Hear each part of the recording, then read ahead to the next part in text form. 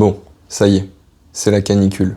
Et si t'es là, c'est sans doute que ça risque de durer encore un bon moment. Alors aujourd'hui, je vais te montrer comment faire traverser cette crise à ton potager en évitant un maximum de dégâts. Quand les températures montent comme ça pendant plusieurs jours, le potager ne réagit pas comme d'habitude. L'eau s'évapore beaucoup plus vite, le sol sèche en surface et les plantes se mettent un peu en mode survie. Certaines cultures ralentissent même leur croissance juste pour tenir le coup. Et les plus sensibles, ce sont souvent les jeunes plants, les salades qui ont tendance à monter en graines ou encore les semis récents.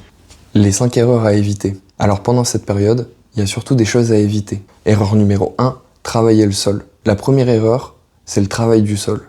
Quand on gratte ou qu'on bêche, on fait remonter l'humidité et elle s'évapore encore plus vite. L'erreur numéro 2, arroser en pleine journée. Alors quand il fait chaud, ça ne sert pas à grand chose. Une partie de l'eau s'évapore avant même d'atteindre le sol. Erreur numéro 3, arroser un peu tous les jours. Mieux vaut arroser en profondeur que faire un petit arrosage tous les jours. Sinon les racines restent en surface et la plante devient encore plus fragile. Erreur numéro 4, planter ou repiquer en pleine canicule. Les jeunes plants ont beaucoup de mal à s'installer. Entre la chaleur et le stress, ça complique énormément la reprise.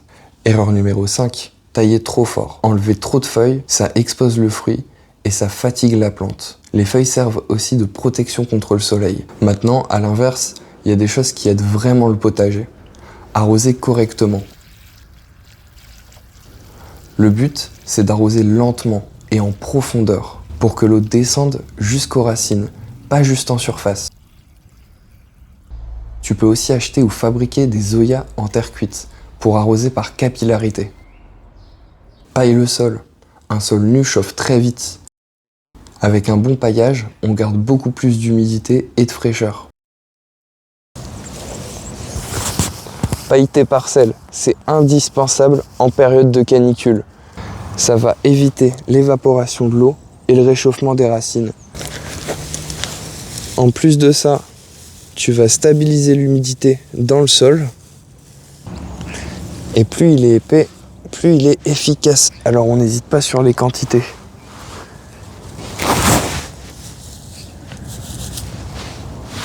Protège les plants sensibles. Les salades, les jeunes plants ou les semis récents sont les plus fragiles. Si possible, il faut réduire leur exposition directe au soleil.